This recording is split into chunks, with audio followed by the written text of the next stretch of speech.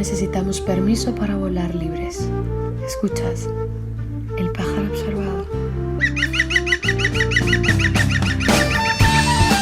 Saludos observadoras y observadores. Aquí comienza el último vuelo de esta séptima temporada de reuniones rebeldes e inconformistas en el nido de El pájaro observador, que ya sabéis que se encuentra oculto en lo alto de un árbol en algún salvaje bosque de Cantabria. Vamos a cerrar la temporada con otro de esos especiales que llamamos Epopurrí, en los que hablamos de varios temas de manera más breve. Y en esta ocasión iniciaremos con una entrevista a Toni Silva, uno de los guionistas y productores del documental Llavors, semillas, traducido al castellano, quisieron enterrarnos pero no sabían que éramos semillas. Un documental sobre una serie de proyectos urbanísticos que tuvieron lugar en los años 90 en Valencia y que supuso la destrucción de muchos territorios rurales en los alrededores de la ciudad y la expulsión de las personas que los habitaban. Todo ello desde un enfoque de la perspectiva de las personas que lo vivieron, que lucharon por la defensa del territorio y que han tenido que convivir con el trauma de esa expulsión y destrucción de esos espacios. Seguidamente tendremos una conversación con Aurora, compañera que forma parte de la recientemente creada Asamblea Cántabra contra el Rearme y la Militarización, quienes se autodefinen como un espacio asambleario y abierto para plantar cara al rearme europeo, oponerse al gasto militar y denunciar la complicidad gubernamental con el negocio de la guerra.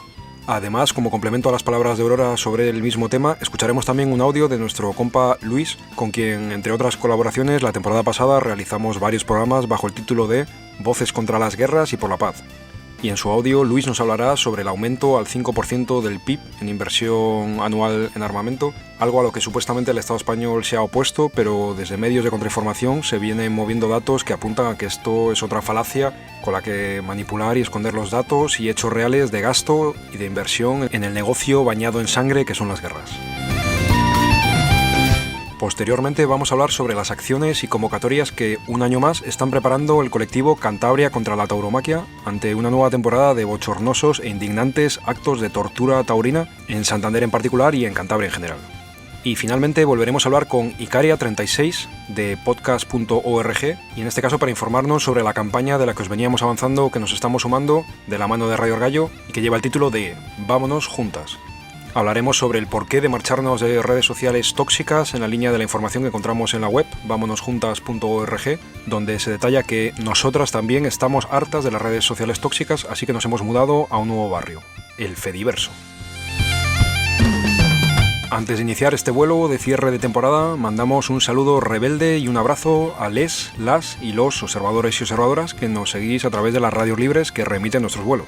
Radio Mistelera en la Marina Alta, Alicante, Radio Topo en Zaragoza, Radio Espiritrompa en el Alto Aragón, Radio Bronca en Barcelona, Radio Almaina en Granada, Irola y Ratia en Bilbao, Radio Cuca en Oviedo y Radio Orgallo en Cantabria, así como para quienes seguís nuestros vuelos en cualquier momento a través de podcast.org, ya sabéis, podcast escrito con K, o desde nuestros portales en iVoox y YouTube. Y llegado a este punto, vamos con el habitual chute inicial de Flow con una canción de Bewis de la Rosa titulada Para las huertas, dentro de un estilo musical que autodenominan como rap rural. Así que con este chute de Flow, observadoras y observadores, agarraros fuerte que comenzamos el vuelo. Yo, ¿qué estáis haciendo con la tierra, Nos la habéis quitado, pero es nuestra, no es vuestra. No te compro la etiqueta donde pone eco. Lo ecológico existía antes de comprarlo. Le pedí a mi tío que me enseñe a plantarlos para evadir el monopolio que ofrece Monsanto. Hago estudios de campo, zambulléndome en el campo. Te entrego lo cosechado, ahora la pelota está en tu campo. El al campo es de todo menos campo. Campo a mis anchas por la estepa. Te escribí un soneto raro, con mi lengua en el trigo y la espalda cargada. Traje cañones de flores para repoblar, escuchando los saberes de atrás. Trato de entender la luna para ver cuándo hay que sembrar.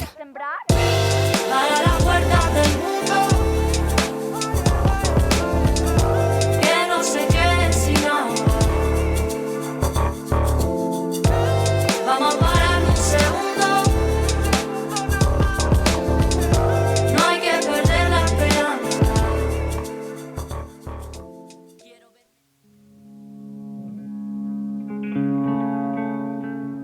A mi m'afectava tot allò que estava succeint a la vida des del moment en què ens vam assabentar de la notícia, ja no de que ens expropiaven a nosaltres per fer el pas de capçalera, sinó des que començaren amb el pla d'urbanisme a l'espai d'horta que hi havia entre Mestre Rodrigo i la nostra pròpia casa.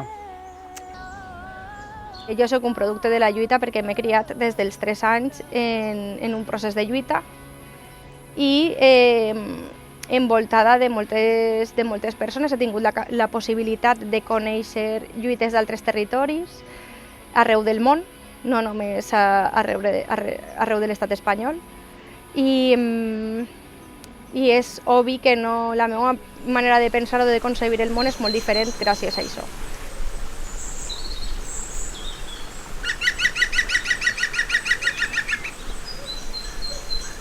Bueno, pues tenemos a Toni al otro lado de nuestro sistema de vasos e hilos. ¿Qué tal, Toni? ¿Qué tal? ¿Cómo estás, Dani y audiencia de Radio Argallo, Santander? Muy bien, pues muchas gracias por animarte a participar en El Pájaro Observador. Y bueno, te llamábamos para hablar del documental Llavors, Semillas, con el subtítulo Quisieron enterrarnos pero no sabían que éramos semillas, el cual presentaste en Cantabria el pasado 18 de marzo en la librería La Libre, en Santander. Y bueno, es un documental en el que hablas sobre cómo en la década de los años 90 tuvieron lugar varios proyectos urbanísticos en Valencia que cambiaron mucho la ciudad, expandiéndose toda la parte urbana de la ciudad. Se cargaron centenares de hectáreas de huerta productiva y además expulsaron a muchas personas que habitaban las zonas. ¿Nos puedes contextualizar un poco sobre estos hechos en estos años 90? Sí, primero, bueno, pues para la gente que no es de Valencia, creo que está bien situar a la ciudad física o geográficamente, porque eso ya nos dice bastante. Valencia es la capital de la comarca de la Huerta, la comarca del Horta. Pues esto lo que nos está diciendo es que históricamente, de una manera ancestral, hasta no hace tantas décadas, pues ha habido siempre un vínculo más que estrecho con la agricultura. Y o sea, la ciudad está rodeada, está todavía, pero estaba mucho más antes rodeada de kilómetros y kilómetros de un cinturón de huerta productiva, ¿no? Claro, esto, pues si lo contextualizamos, este lugar, como la ciudad de Valencia y su entorno de huerta, en una época como eran los 80 y los 90 y también parte de los 2000, de boom de la especulación inmobiliaria, del ladrillo, de las grandes desarrollo de las grandes obras públicas como autovías, grandes puertos, pues bueno, y unido a mentalidades políticas desarrollistas como el PSOE y especuladoras y mafiosas como el PP, alternando en el gobierno de Valencia, pues tenemos, por desgracia, teníamos y seguimos teniendo el territorio, nunca mejor dicho, abonado para ser destruido, ¿no? La ciudad, según ellos y ellas, incluida Rita Barberá, necesitaba expandirse, ¿no? Y una ciudad rodeada de huerta que empezó a crecer concéntricamente, no tenía más remedio, si quería seguir así, que destruir miles y miles de hectáreas de huerta productiva. No solo huerta productiva, ahí vivía gente, sigue viviendo gente en alquerías centenarias y bueno, en algunos casos datadas desde la Edad Media. Y no solo eso, sino que esas gentes eran herederas de una cultura y unas maneras de trabajo con la tierra desde sus bisabuelos, sus tatarabuelos, sus abuelos, que eso también pues se ha ido, prácticamente se ha perdido y se ha destruido junto con la huerta. Y bueno, no sé, yo creo que como contexto así físico y social y político, creo que es un buen punto de partida, ¿no? Para entender, ¿no? Un poco, sí. qué devino después. Sí, y bueno, ante estos proyectos urbanísticos, la gente que se vio afectada empezó a organizarse, hubo resistencia. ¿Nos puedes hablar un poco de cómo fueron estas movilizaciones, cómo se articularon, cuánta gente, qué peso tuvo, ¿no? entre la sociedad, de la población afectada y quizá también del entorno de Valencia en general? En pocos lugares la gente se organizó y sí que podemos decir que prácticamente era la gente afectada de este mundo perirural, por llamarlo de alguna manera, o agricultoras, las que se organizaron para defender el territorio. Y eso sí que es algo que hay que reprochar a la sociedad valenciana, que estaba obnubilada también con el desarrollismo, con tener un chalet en la sierra y 2 coches y también incluso a la izquierda, e incluso también a alguna parte de la izquierda alternativa para mirar a otro lado. Pero bueno, aún así yo creo que hay ejemplos que siguen siendo de organización y de lucha, que siguen siendo en el País Valenciano referentes, ¿no?, de la defensa del territorio. Y bueno, mostramos 2 de estos casos, o más que nada las consecuencias sobre las personas de 2 de estos casos o de proyectos en la huerta así más inmediata de Valencia en el documental. Uno, pues lo situamos en el sur, la parte sur de la ciudad de Valencia, como era la huerta de La Punta, donde se vieron afectadas, se han destruido 700.000 metros cuadrados de huerta, y bueno, esto afectó en su momento a más de 300 personas que se repartían en 188 alquerías. Como decía antes, gran parte de ellas tenían más de un siglo. ¿A qué se enfrentaba esta gente? Pues se enfrentaba a un proyecto aprobado por el Ayuntamiento de Valencia, respaldado por la Generalitat Valenciana, con intereses, porque tenían que construir los viales en ese momento del ministerio, el MOTMA, que se llamaba en ese momento, que ahora es el Ministerio de Fomento, y sobre todo como el máximo interesado era el Puerto Autónomo de Valencia, que sigue siendo un lobby de presión político y económico en el País Valenciano. También Renfe, en este caso, pues necesitaba un acceso allí para cargar contenedores y repartirlos hacia toda Europa.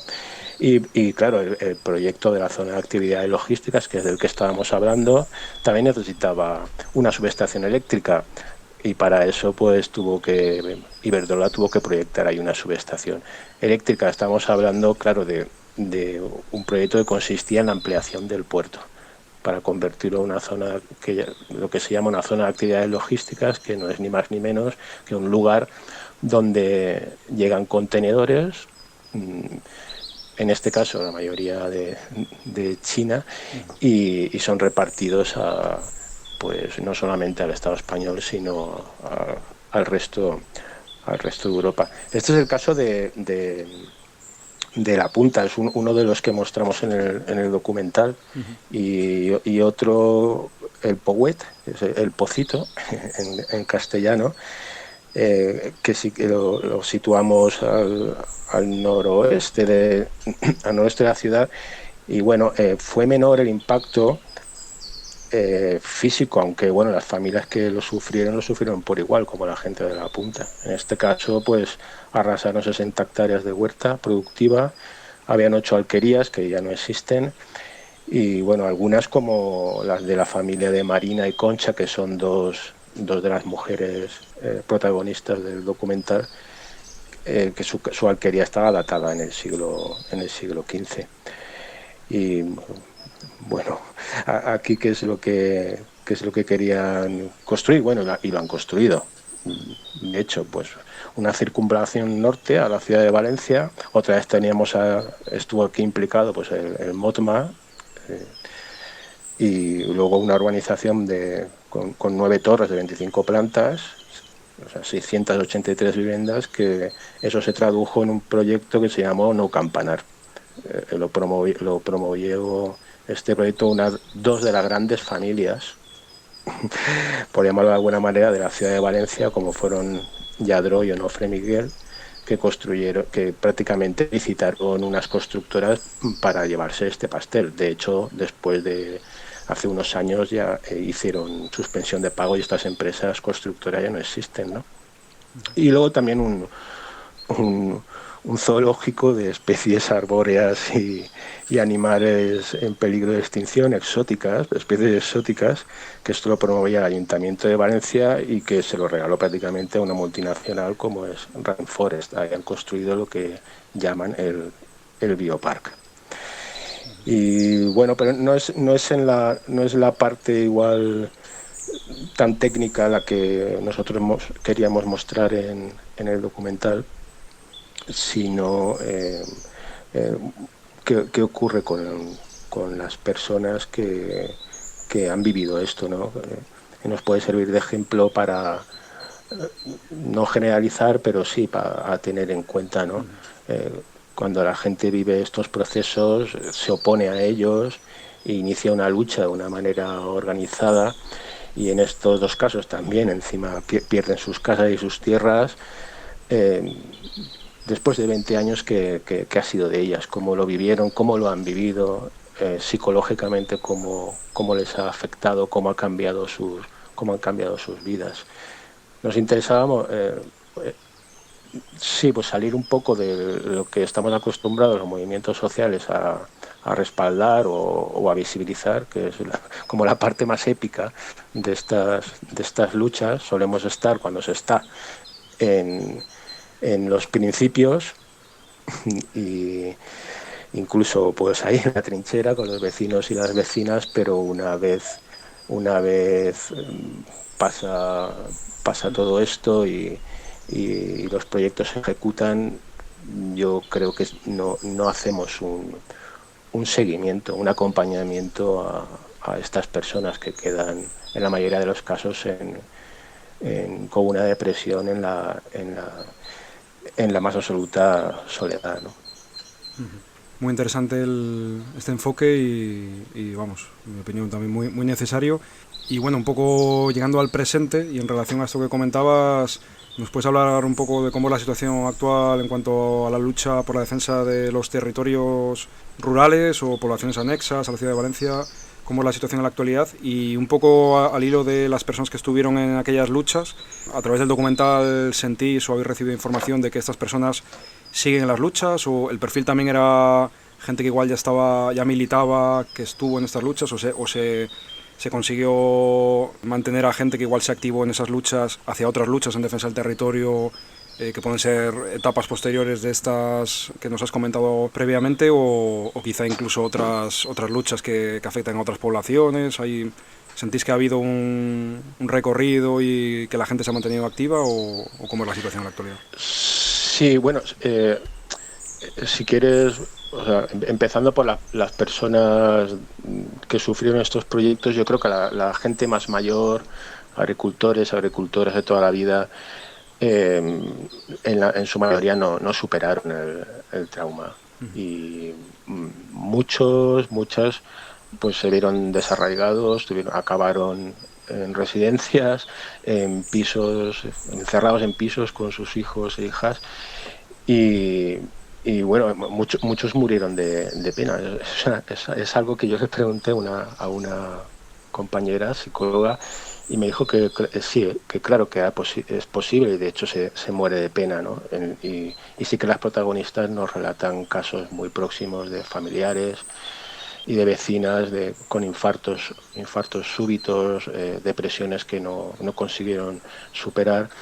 Pero bueno, lo que sí que muestra el documental también es a 4 mujeres, sobre todo a 2, que eran las más jóvenes en ese momento, que sí tuvieron afortunadamente pues un espíritu de resiliencia y una especie de camino revienta, ¿no? Que sí que lo han vivido o lo han cambiado a algo en parte también positivo, y en concreto estas 2 personas, tanto Mireia como Marina, siguen militando en en diversos espacios en defensa del territorio. Luego, pues cómo ha incidido en la sociedad valenciana, digamos, no de manera general, pero sí que en los movimientos sociales sí que creo que ha sido un referente, y eso es la parte positiva que en este caso se llevan nuestras cuatro protagonistas, ¿no? Es una de las satisfacciones que les queda. Y bueno, si ahora las manifestaciones que hay en defensa del territorio, que tenemos algunas abiertas, todavía algunas batallas abiertas, son muy numerosas y sobre todo intergeneracionales, y sí que se ha conseguido que este tema sea algo transversal, ¿no? a lo que es la lucha, ¿no? Bueno, incluso ahora pues todo este tema de la defensa de la vivienda y de los alquileres, al menos en Valencia, reúne a más de 200 colectivos sociales, y siempre en los eslóganes, aparte del tema de la vivienda, está incluido el no a la ampliación del puerto, el no a la ZAL, que todavía es un proceso que hasta hace nada seguía abierto. Y como, bueno, yo creo que sí que creo, no, ciertamente, al menos después de 2 décadas, o a lo largo de 2 décadas, sí que ha ido esto calando en la sociedad valenciana. Ahora, por ejemplo, pues que una gran parte, ¿no?, de esta especulación y de grandes infraestructuras ha derivado en los proyectos eólicos, ¿no? Pues en el País Valenciano tenemos 434 proyectos eólicos y fotovoltaicos. Y sí que se ha creado una coordinadora valenciana por la ubicación racional de las energías renovables, que aúna 77 colectivos. La mayoría es de entornos rurales afectados por estos macroproyectos, ¿no? Ahí sí que se quejan, y con razón, porque sí que son luchas desde el mundo rural y en la opinión de algunas de estas personas con las que he hablado, poco apoyadas desde la ciudad. No sé si me dejo algo de la pregunta que me has hecho antes. Eran 2, ¿no? Sí, muy completo todo, y nada, un poco a modo de cierre de la entrevista, no sé si este documental se puede ver o va a estar disponible en algún momento próximamente en alguna plataforma online, o nos puedes dejar ahí alguna referencia para quien nos escuche y quiera informarse sobre la temática, que puede ser el documental propiamente, incluso si hay algunas referencias complementarias que nos quieras compartir para quien le pueda ser un tema que conocía menos o incluso que pudiese no conocer. Y bueno, y de paso, si hay algún detalle que veas que se nos ha quedado en el tintero, pues adelante con ello. Yo sí que recomendaría un documental que se hizo en el mismo momento que estaba ocurriendo todo el tema de la punta y de la ampliación del puerto, que tiene ya 20 años, pero sigue en vigor, sobre todo para gente que esté interesada y que quiera de alguna manera informarse mucho más, ¿no?, sobre este tema. Se llama A Tornallom y está totalmente liberado en YouTube, ¿vale?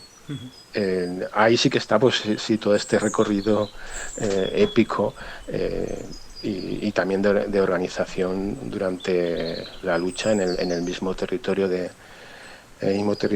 la punta. Y luego, pues el documental se estrenó en abril del año pasado, y hemos estado prácticamente ya más de un año que sí que decidimos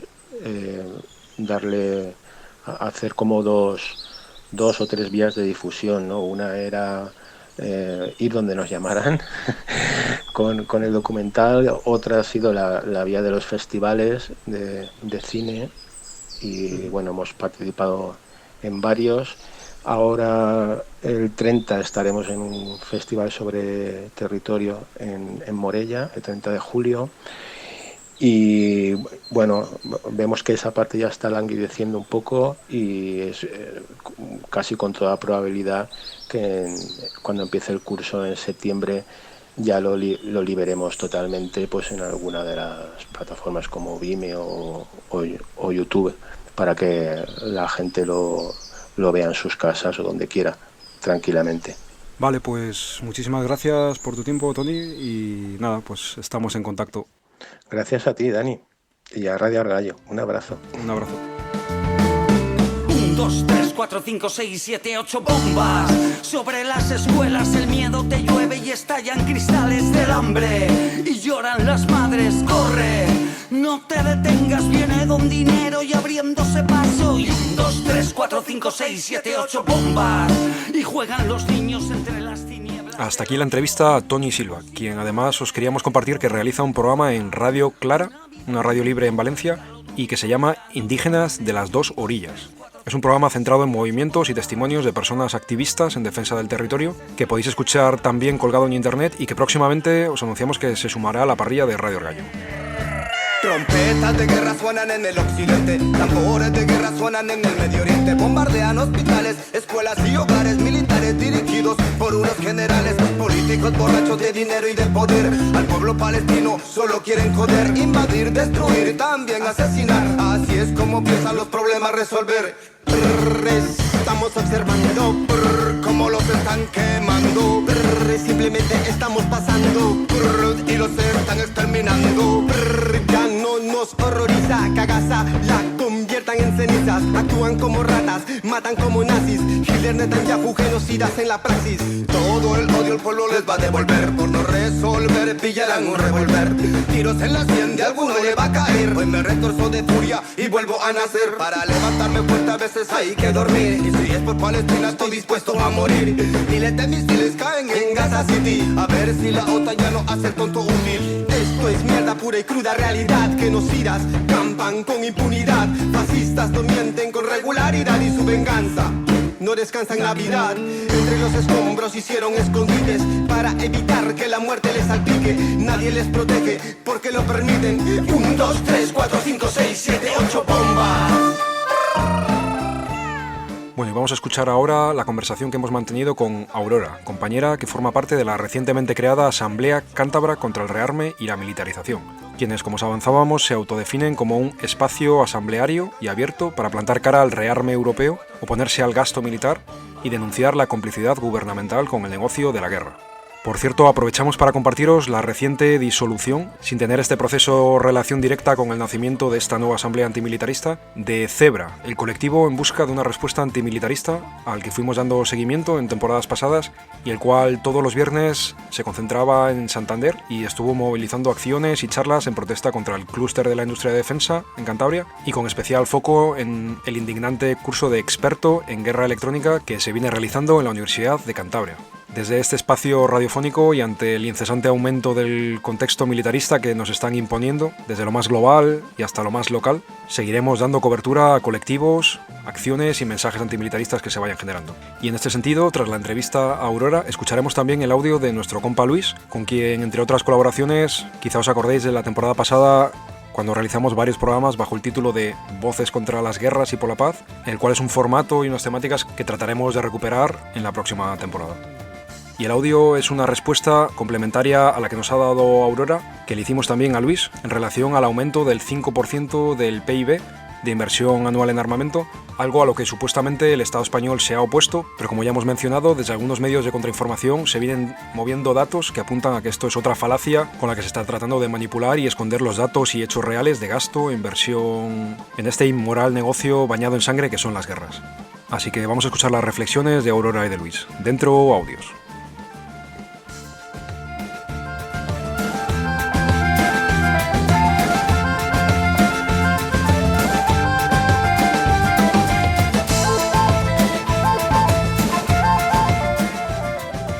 Nos acompaña Aurora de la Asamblea Cántabra contra el Rearme y la Militarización. ¿Qué tal estás, Aurora? Hola, buenas tardes. Buenas tardes. Pues nada, queríamos preguntaros un poco sobre este espacio asambleario abierto que estáis creando contra el Rearme, un poco en qué contexto se ha creado, ha nacido la idea? ¿Cuáles son un poco los objetivos? ¿Cómo os estáis organizando? Vale, pues sí, mira, esto surge en el contexto pues de la creciente militarización que estamos sufriendo en Europa y en concreto pues desde los últimos meses que nuestros líderes políticos están abonando el terreno para prepararnos para una guerra, ¿no? Empezaron primero hablándonos del kit de supervivencia y después nos están queriendo convencer de que nos tenemos que rearmar para defendernos y además estamos empezando una escalada ilimitada de armamento, ¿no? Porque teniendo en cuenta que, claro, en el 2014, a partir de la cumbre de Gales, se acordó que los países de la OTAN iban a aportar el 2% de su PIB para el gasto en armas para el 2024, ¿no? Y según acaba este plazo, plantean de repente el 2,5% y increciendo, ¿no? Entonces, independientemente de que la amenaza sea real o no sea real, creemos que la ciudadanía tenemos que alzar nuestra voz en contra de la implicación que estamos teniendo en las guerras pues, de Ucrania, en el genocidio de Israel hacia el pueblo palestino, etcétera. Y creemos que tenemos que contrarrestar este relato oficial de que es necesario armarse para trabajar por la paz. Para nada creemos que esto es así. Y desde la Asamblea, ¿de qué formas estáis planteando o estáis actuando para transmitir este mensaje?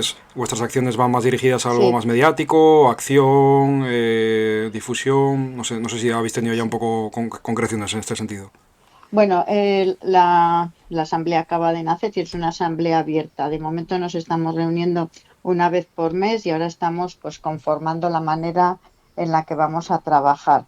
Lo que sí que tenemos más o menos claro pues son los objetivos que tiene que tener nuestra asamblea. Y estos objetivos pues serían, en primer lugar, rechazar esta espiral belicista, ¿no? Impulsada por las instituciones y apoyada por los medios de comunicación que siguen el juego. Creemos que tenemos que contrarrestar este relato para que no sea un relato único. Por otra parte, queremos también denunciar la inoculación del miedo para chantajear a una sociedad que mayoritariamente se opone a la guerra, ¿no? Porque nos están gobernando a través del miedo con ese falso debate de libertad versus seguridad. Otro objetivo nuestro sería mostrar que el militarismo va contra la seguridad de los pueblos, las libertades y que aumenta su represión. Es más, nosotras creemos que armar a una sociedad no es trabajar por la paz, sino que trabajar por la paz es disminuir la justicia, la desigualdad social, ¿no? Porque las sociedades con mayor desigualdad social son las más inseguras. Y el último objetivo que tendríamos es que los presupuestos militares se destinen a fines sociales. No puede ser que mientras vamos viendo cómo se van recortando los gastos de servicios públicos en sanidad, en educación, en investigación, estén aumentando los gastos en armamento y en defensa, porque evidentemente el dinero tiene que salir de algún sitio y van a seguir recortando en gastos sociales para poder realizar los gastos militares. Hablando de gastos militares, y has mencionado el porcentaje del PIB que se pretende implementar o aumentar, sí, ¿no?, en gasto militar. Y en ese sentido, hace unas semanas mandasteis un manifiesto que uno de los puntos que hablaba es esta denuncia, ¿no?, del incremento del gasto militar hasta alcanzar el 2% PIB. En los últimos días, semana y pico, estamos viendo este aumento todavía mayor, ¿no?, del hasta el 5% PIB, que supuestamente el Estado español se estaba resistiendo, pero hay informaciones que apuntan a que esto puede ser una falacia. No sé si esto lo habéis comentado en la Asamblea y tenéis una postura en ese sentido, un mensaje en ese sentido. A ver, en realidad, como aumenta de día en día, no nos ha dado tiempo a comentar en concreto, pero nuestra postura está clara. Esto demuestra lo que venimos diciendo, ¿no?, que la escalada armamentística es ilimitada. Y es ilimitada además porque hay muchas empresas y fondos de inversión que están ganando mucho dinero con las guerras. Las armas se fabrican para ser usadas. y para gastarlas. ¿Y cómo se gastan armas? En matar a la gente. Entonces, eso hace que se sigan fabricando más armas. Es una industria muy sólida, es una industria sin competencia y financiada por el Estado en muchos casos, como en nuestro país existe la empresa de Navantia, ¿no? Entonces, como tú dices, recientemente, en los últimos días, hablan ya del 5%. Nuestro gobierno parece que en principio se ha negado, pero puede que se niegue hoy y dentro de 6 meses lo acepte. No nos fiamos mucho, pero en cualquier caso es una barbaridad. Cuando en los presupuestos del 2022 en educación se invirtió el 4,7% del PIB aproximadamente, y en sanidad se está invirtiendo entre el 6,7 y el 6,8% del PIB, ¿no? O sea, no puede ser que unos estados estén gastando lo mismo en armamento que en los servicios sociales. Es una barbaridad. Y lo que estamos asistiendo es a cómo estos fondos de inversión y estas empresas aumentan su cotización en bolsa y cómo los bancos que financian la empresa armamentística, pues también cada año adquieren más dividendos, ¿no? En nuestro país, por ejemplo, el BBVA, el Banco de Santander y CaixaBank son los principales financiadores de la industria armamentística. Vale, pues para quienes nos estén escuchando y se interesen por contactar a la asamblea o incluso pasar a formar parte o acudir a alguna asamblea abierta que estéis organizando, no sé si nos puedes dejar ahí algunas referencias o alguna asamblea que tengáis en el horizonte. Nuestra próxima asamblea va a ser el martes 8 de julio a las 7 de la tarde en la librería La Libre. Y como decía antes, pues estamos conformando la forma en la que vamos a ir trabajando a través de grupos de trabajo, ¿no? Pues principalmente para hacer pedagogía y por otra parte para mostrar nuestra total oposición a esta escalada armamentística. Por si alguien no pudiese acudir a la asamblea en persona, ¿tenéis algún tipo de vía de contacto a través de internet, algún correo electrónico? Tenemos un grupo de Telegram. De momento solo estamos trabajando con un grupo de Telegram de la asamblea, pero bueno, también pues podrían dejar su contacto en La Libre para la próxima reunión, ponernos en contacto con esa persona. Vale, perfecto. Pues ahí quedan las informaciones. Muchísimas gracias, Aurora, por tu tiempo. De nada, a vosotros, Dani. Y estaremos en contacto para futuros programas en común, si os animáis, ante un tema tan dramático como necesario de difundir. Y nada, mucho ánimo con la asamblea. Efectivamente. Pues nada, muchas gracias. Un saludo. A ti, Aurora. Hasta luego.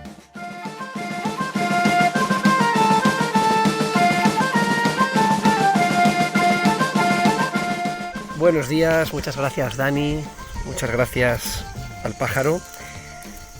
De nuevo, entre las entrevistas del año pasado y las que haremos el curso que viene, nos pedís desmentir un bulo y una mentira que solo tiene que ver con el relato político y con los intereses, en este caso de Pedro Sánchez y de Donald Trump, de dejar ver en el caso del primero que es bueno, que es progresista, que es antimilitarista y que enfrenta al poder y a las clases dominantes, relato político, y en el caso de Trump pues dejar claro que hay que defender al mundo y hay que ser solidarios para con el militarismo y la defensa. Pues es mentira, el gobierno de Sánchez no va a dedicar solo un 2,1% del PIB a gasto militar, ni mucho menos. De hecho, en 2024 fue el 4,12%, y eso sin tener en cuenta algunas partidas que son relativamente controvertidas y que nos arrojarían un porcentaje del PIB por encima del 4,3%. Año 2024, año pasado. Este año, a tenor de los datos que tenemos y teniendo en cuenta que este año 2025, entre el 1 de enero y el 25 de junio, hemos tenido un gasto extra aprobado por consejos de ministros de más de 35.300 millones de euros, sin duda alguna, lleguemos o no al 5%, no vamos a andar muy lejos, y por lo tanto Pedro Sánchez, el gobierno de PSOE-Sumar, miente deliberadamente para tener contentos en la práctica efectiva a sus socios de la OTAN y en la práctica efectiva a sus votantes, con una disociación cognitiva casi irónica, porque el gasto militar oculto y los gastos asociados a consejos extraordinarios de ministros, muchas veces con programas especiales de armamento que comprometen los presupuestos a 5, 10, 15, 20 años vista, pues tenemos que visibilizarlo. Hay infinidad de partidas y programas fuera de presupuesto de defensa que incluso superan el propio presupuesto de defensa. Esta es la mentira que se viene denunciando desde tiempo inmemorial y que tenemos que seguir denunciando. Con todo esto, sin duda alguna, gastamos más de 2.000 euros por segundo el año pasado, por lo tanto este año más de 2.000 euros por segundo, las 24 horas del día, los 365 días del año.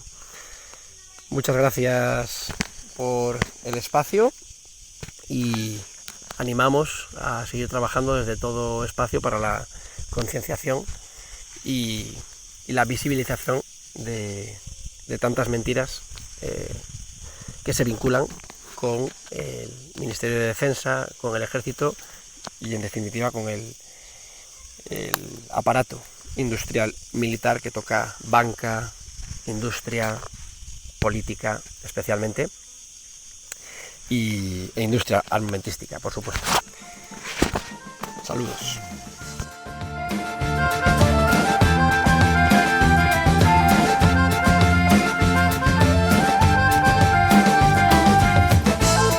Hasta aquí las informaciones que nos han dejado Aurora y Luis.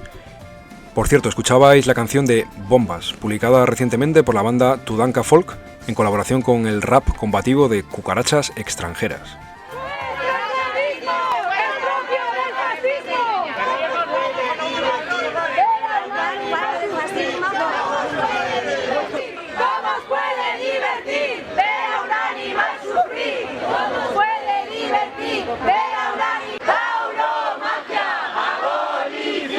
Sonaban ahora algunos de los cánticos de la concentración antitaurina frente a la Plaza de Torturas de Santander el pasado 25 de julio de 2024, los cuales se incluirán en un vídeo de denuncia que se está preparando desde el colectivo Cantabria contra la Tauromaquia y que os anunciamos que publicaremos en los próximos días en nuestro canal de YouTube. En este sentido, os queríamos informar de que un año más desde Cantabria contra la Tauromaquia se están organizando para movilizarse buscando denunciar y poner en evidencia la indignante promoción de bochornosos actos de tortura taurina gracias a dinero público por parte de algunos gobiernos y alcaldías, como es el caso del Ayuntamiento de Santander y de otros ayuntamientos de Cantabria que en los últimos años se están sumando a esta ola reaccionaria.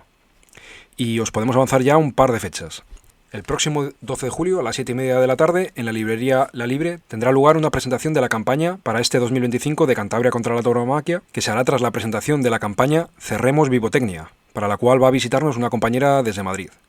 Por otro lado, aunque a fecha de hoy aún no se está moviendo el cartel, sabemos que el próximo viernes 25 de julio habrá nuevamente una concentración frente a la Plaza de Torturas de Santander desde las 5:30 de la tarde.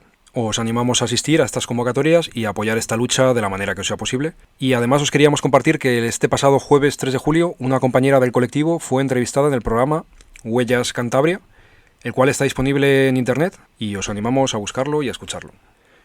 Bueno, vamos ahora con la entrevista a Icaria 36 sobre la campaña de la que os avisamos que nos estamos sumando desde el Pájaro Observador y también se está sumando Radio Argallo en general. Vámonos juntas. Tenéis toda la información disponible en vamonosjuntas.org y como acciones ligadas a esta campaña, desde este espacio abandonaremos a lo largo de este verano nuestras cuentas de Twitter o X y de Facebook y nos pasaremos a las redes dentro de lo que se llama el Fediverso, que ahora hablaremos de este concepto con Icaria 36.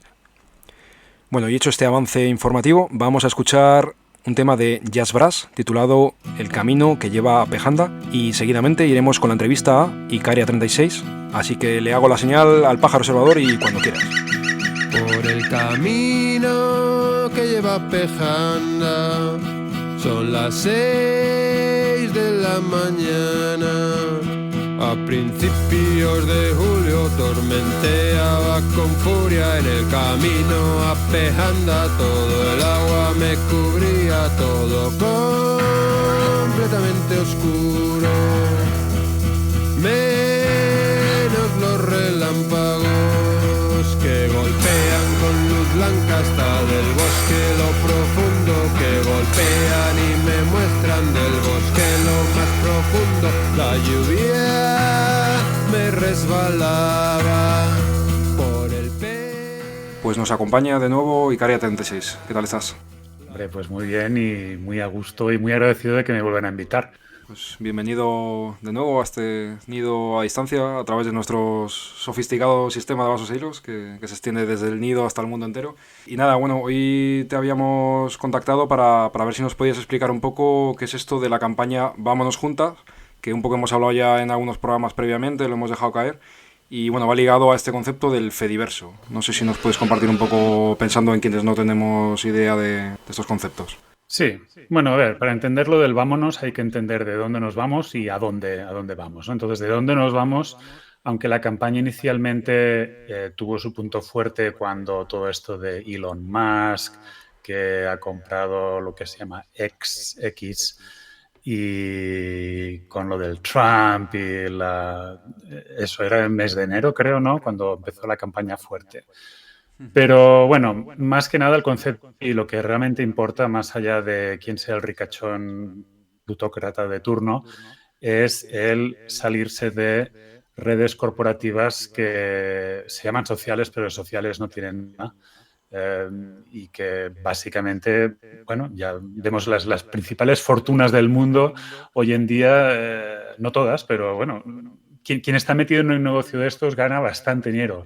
¿Y cómo lo gana? No con nuestro dinero, porque tú no pagas, yo no creo que nadie pague una suscripción a ninguna de estas redes. Por tanto, no es del dinero de nuestros bolsillos, sino es con la venta de nuestros datos, con fines comerciales, si hay suerte, con fines militares, policiales y de todo tipo, espionaje, lo más oscuro en otras circunstancias. Entonces, de eso es de donde nos vamos. Y entonces, ¿para ir a dónde? Bueno, pues a lo que yo llamaría las auténticas redes sociales. O sea, igual que los movimientos sociales solamente pueden ser movimientos sociales si está ahí la sociedad, la gente, y no solamente que está, sino que además que son quienes impulsan y quienes las mueven, pues con las redes sociales pasa lo mismo. Y con las redes sociales libres, es todo esto del Fediverso, es exactamente lo que pasa. Está todo basado en software, desarrollado con gente con nombres y apellidos, en código abierto, abierto a solicitudes de mejora, abierto bueno, lo que todo es todo lo del tema del software abierto. Pero no solamente el truco es que sea software abierto, sino también que no está diseñado para atraparnos. Porque las redes corporativas son drogadura, como creo que hoy en día todo el mundo ya lo sabe, incluso cuando quieres dejarlas, incluso cuando no quieres seguir dándole al móvil, incluso cuando no quieres volverlas a ver hoy otra vez, te siguen enganchando, y es porque son herramientas muy sofisticadas. En cambio, el Fediverso se basa en facilitar que la gente se ponga en contacto tanto como quieran, pero no más, ¿vale? Y tampoco no en explotar egos, ni en qué puedo hacer yo para que todo el mundo me conozca. Comprar, no puedes comprar nada, los bots funcionan mal, o sea, los bots así que se hacen pasar por personas y todo esto. Entonces, bueno, yo lo compararía como... Hay una comparación muy buena, creo que es entre el Amazon y la mall súper sofisticada y con cartelitos de colores y todo eso, versus pues productos locales, con 4 tiendecitas más, que sabes quién las está llevando y que te conocen y que tienen, no sé. Es un poco la comparación entre estos dos tipos de paradigmas.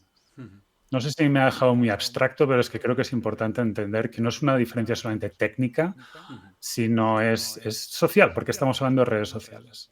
Y un poco por ilustrar algunos ejemplos de estas otras redes sociales que se vinculan a esto que se llama el software abierto, que por cierto es un concepto que al menos para mí es bastante nuevo, si nos quieres ahí un poco detallar más. Y bueno, y algunas redes sociales que puedan ser ejemplos de este Fediverso, que entiendo que son como redes sociales que se conectan entre sí de manera paralela, ¿no? A estas otras redes sociales de grandes masas. Sí, a ver. Bueno, primero el software abierto. Software libre, de hecho. Vale, es lo mismo que software libre. Vale. Sí, bueno, no entraremos en detalles, pueden haber pequeñas diferencias, pero sí, software libre. Bueno, lo básico a entender es que todo programa funciona con código, pero ese código puedes tenerlo o bien a la vista de quien quiera mirarlo o bien metido en una caja detrás de 7 candados.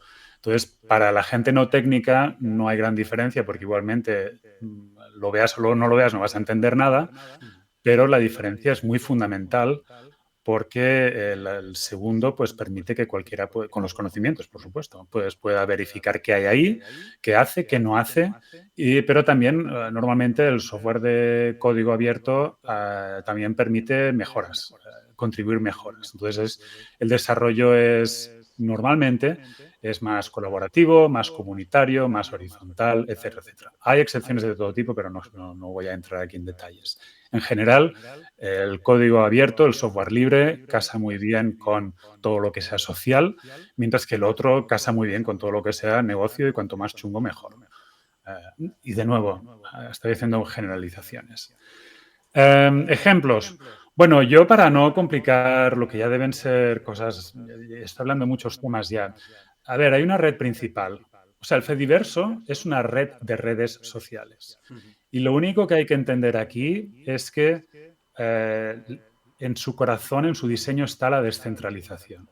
No solamente descentralización de servidores, de dónde está tu cuenta, sino también descentralización de qué herramientas, qué apps, qué servicios puedes utilizar para engancharte ahí.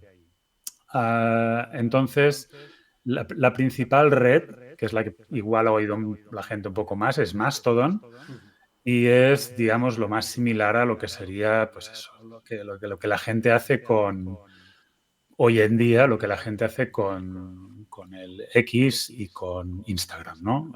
Envías mensajitos cortos que pueden tener una imagen o no, que pueden tener un audio o no, y básicamente está lo que se le puede llamar el microblogging los pequeños mensajitos.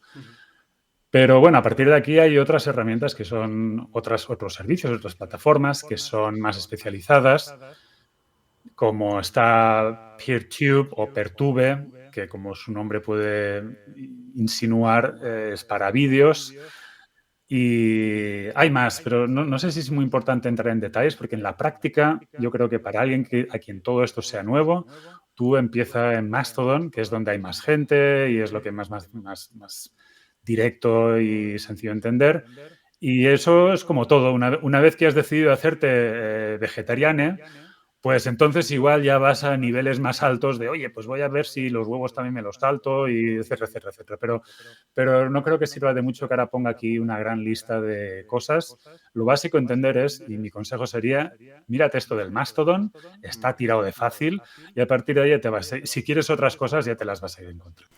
Vale, perfecto. Y un poco cerrando el tema, aunque es un tema que fácilmente te volvamos a preguntar en algún momento dado por si nos puedes orientar un poco con más detalles, pero bueno, un poco como en esta primera aproximación, hay un debate que, bueno, como bien comentabas al principio, no es un debate que se haya iniciado, aunque se haya mediatizado mucho más en los últimos meses, con Elon Musk y el fascismo, bueno, tantos motivos que han emergido o que han saltado a primera línea mediática en los últimos tiempos para abandonar este tipo de redes sociales. Pero bueno, es un debate que realmente desde el inicio, desde su propia formación, está ahí, que es el evitar utilizar estas redes para comunicarnos y buscar las alternativas, sean digitales, sean de contacto directo, ¿no? Hay muchas aristas que puede tener este debate. Pero quería preguntarte por el debate concreto de si nos vamos a estas redes sociales y nos conectamos en estas alternativas y tenemos nuestros canales de diálogo, pero nos aislamos en círculos que podríamos llamar un poco relativamente cerrados, en los cuales sí nos comunicamos bien, pero no llegamos al grueso de la sociedad. Frente a esto, cabría la posibilidad de sí quedarse, o es éticamente correcto, se podría decir, y esto te lo comento, es un debate, o sea, no es que nos vayas aquí no necesitas decirnos un poco una respuesta que convenza a todo el mundo, y ni tampoco probablemente haya cosas debatibles buenas y malas en ambos casos. Esto ya es un poco, lo dejamos a cada cual que nos escuche, cada cual que pueda tener estas conversaciones, pero hay otras visiones que tiran más un poco por la línea de vamos a quedarnos de una manera observadora y crítica para seguir usando esos canales de comunicación que llegan a tanta gente y que no se apoderen de esos espacios, pues eso, extrema derecha, discursos de intolerancia, de odio,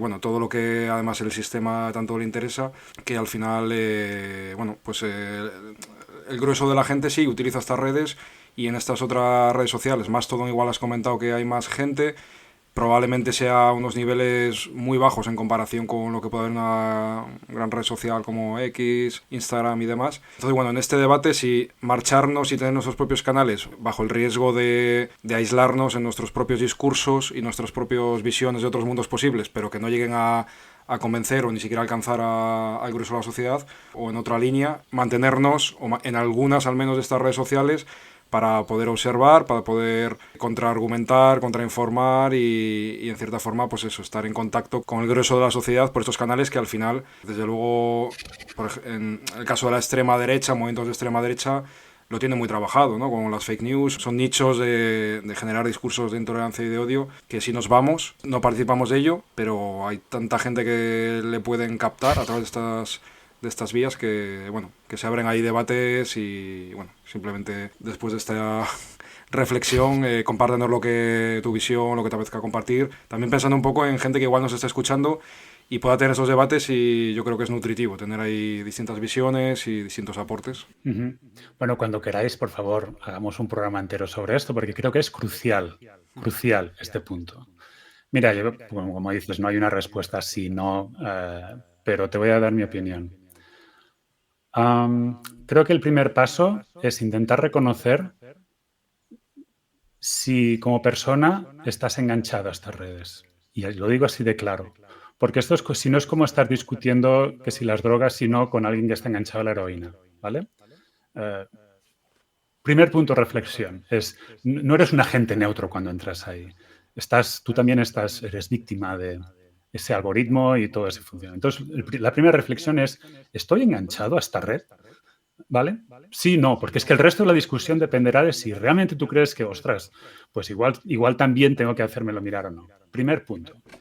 El segundo punto, mira, ¿qué hubiera pasado hace un siglo si la CNT del 1 millón de afiliados, etcétera, etcétera, ellos tomaron unas cuantas decisiones estratégicas, ¿no? Imagínate, y una de ellas fue, no vamos a ir a la iglesia. En esos tiempos, Tokiski iba a la iglesia. Ellos dijeron, no vamos a ir a la iglesia. Quien quiera encontrarnos, ya nos puede encontrar en el Ateneo o donde sea. Pero el domingo en la iglesia no nos van a encontrar. Y así es como la gente supo que esta gente existía. ¿Tú te hubieras imaginado los cenetistas yendo cada domingo a la misa porque ahí es donde va todo el mundo? Bueno, es que si lo hubieran... Y otros lo hacían. Y así pasaron. En la historia ellos no fueron los que cambiaron las cosas. Porque, de nuevo, no solamente si vas o no vas, si estás o no estás. Es que no es neutral meterte en ese espacio, no es neutral oír eso cada domingo, etcétera, etcétera. Otro punto a tener en cuenta. Creo que en otros ámbitos está muy asumida esta frase de... lo siento, tengo mala memoria, pero la de con las herramientas del amo no te vas a cargar la casa del amo. ¿Vale? Entonces, aquí lo mismo. Yo cuando oigo, y yo soy experto en comunicación, es de lo que me gano la vida, hice mi carrera de ciencias de la comunicación, no digo que sea simplemente para decir que yo he pensado mucho sobre todo esto y mucha gente ha pensado desde muchos ángulos. Y simplemente la cosa es así de sencilla. No es que sea... Yo he oído decir cosas como, es que esto nos tenemos que mantener en la plaza pública para discutirlo. Perdona, pero Twitter no es la plaza pública. Twitter es un juego que funciona con unas reglas que las define una directiva y esa directiva no es neutral. Esa directiva ha tomado partido y como, no sé... Entonces eso, yo simplemente no creo en esto del estar ahí para convencer, estar ahí para, etcétera. El último punto que comentaré, que creo que es importante para entender o para entrar bien en este debate es, bueno, yo es que si hay una persona o un grupo activista que solamente contacta a su audiencia, potencial audiencia o con quien se discuta a través de estas redes corporativas, yo creo que ahí empieza tu problema. O sea, esa idea de que es que si nos vamos ahí ya nadie nos va a oír, es que dices, bueno, entonces es que igual estás haciendo activismo igualmente es un activismo incompleto. no sé, yo que escucho tu programa, pues oigo eso, mucha gente que sale a la calle, mucha gente que va a los sitios, mucha gente que... Y todo esto no está sucediendo dentro de una red corporativa. Entonces, creo que la revisión que tenemos que hacernos es eso de que si pensamos que, es que si no estamos en esta red nadie nos va a oír, que yo entiendo de dónde viene y lo comparto, pero ahí esa es la reflexión que hay que hacer. O sea, la reflexión no es meternos más adentro y más a fondo en ese pozo de mierda para ver si así podemos rescatar a la gente. No, esa gente vive sus 24 horas en varios ángulos y de lo que se trata es venirles a buscar por otros lados. Pero por ese lado, no, porque estás luchando contra un ejército de millones de bots y de mucha mierda y de unas reglas del juego que nada está hecha para que tú te salgas con la tuya. Al contrario. Está hecha para que esa extrema derecha, bueno, no sé, es ese capital y son esas directivas las que han acabado diseñando todo esto que funciona también para esa ultraderecha a la que pretendemos combatir. Yo no creo que empezaron así, ¿sabes? Diciendo, vamos a diseñar algo que nos sirva para esto. Pero con el tiempo es en lo que se han convertido y no la están cambiando. No solamente no la están cambiando, sino que cada cosa que cambian en el diseño de estas redes está para favorecer a quien venga con mentiras descaradas, polarización, insultos, amenazas, etcétera. Y en cambio, los que intentan hacer bien las cosas y llevar este mundo a algo mejor, lo tienen más complicado. Baneados, bloqueados, ahora me han borrado no sé qué. Entonces, yo no sé qué más tiene que pasar para que la gente, yo personalmente, no sé qué más tiene que pasar para que la gente diga, mira, ¿sabes qué? Que mi horita al día me la voy a invertir en otro sitio. Y aunque sea leyendo un libro, creo, para mí va a ser mejor para combatir todo lo que quieres combatir que no perder mañana otra hora ahí en lo que llamo yo ese pozo de mierda. Vale, pues muchísimas gracias, Icaria 36, por tus reflexiones y sin duda es un tema que nos anotamos para futuros programas porque además que conecta con otros debates que podríamos abrir, así que nos lo anotamos. Y nada, así un poco a modo de cierre, no sé si nos quieres compartir un poco, saltando al proyecto de podcast.org, podcast con K, que resaltamos siempre en el inicio del programa. No sé si nos quieres un poco compartir cómo va avanzando el proyecto, algunas posibles novedades que podéis tener ahí en el portal. Sí, bueno, ya creo que ya me he extendido mucho, no quiero enojar al pájaro observador. Simplemente decir que hace poco hemos cumplido nuestro primer aniversario de proyecto, eso ha estado muy bien, y el balance muy rápido que hago es que en este primer año yo creo que hemos demostrado que es posible crear un espacio de intercambio y conocimiento y incluso simplemente de pasárselo bien entre diversos programas de diversas radios libres, comunitarias y podcast con K. Lo que está faltando es la gente que escucha estos programas. Yo no sé si es que no hay nadie escuchando o que hay mucha gente pero esto no le interesa o no se ha enterado o lo que sea, pero sea lo que sea, bueno, sigue estando un poco vacío por lo que respecta a la gente que hay. Personalmente creo que es una lástima, por supuesto, pero bueno, yo continúo poniendo mis ratos para seguir manteniendo este proyecto y llegará donde los programas y los oyentes quieran llevarlo. Vale, pues nada, muchas gracias por tu tiempo, Icaria 36, y nada, pues mucho ánimo con podcast.org y estamos en contacto para futuros debates y futuras reflexiones en común. Perdón, ¿puedo dar un saludo? Claro, sí. Bueno, que estoy disfrutando extremadamente la otra cara más femenina y más migrante que tiene el pájaro observador y agradecerlo mucho a las personas que con todo el viento en contra van y se sientan, bueno, viento, agua, de todo en contra, se sientan en esa mesa, se ponen delante de un micro y explican lo que llevan dentro de sus corazones. Muy, muy agradecido. Muy bien, pues nos alegra saberlo. Muchas gracias y nada, por lo dicho, estamos en contacto. Hasta pronto. Un abrazo. Venga, chao. Iritsi da eguna, bihotza otik irten zait bat-batean. Ezagutu dudanean, bizitza gatzik ez du, ezin bazara maite mindu, tren bakarra eta ezin galdu. Llegado a este punto, cerramos este vuelo 143 con el que concluimos esta 7ª temporada. A partir de aquí, ya sabéis, nos disolvemos en el bosque que nos rodea, pero nos seguiremos viendo mientras tanto en las calles y revoloteando en los aires Y además podemos estar en contacto en todo momento a través de elpájaroobservador@gmail.com. Y si el flow de la vida nos lo permite, iniciaremos en septiembre la 8ª temporada de Vuelos Rebeldes e Inconformistas. Y por lo demás, ya sabéis, pase lo que pase, seguid volando siempre libres y rebeldes. Y lo dicho, si el flow de la vida nos lo permite, nos escuchamos muy pronto en el nido de El Pájaro Observador.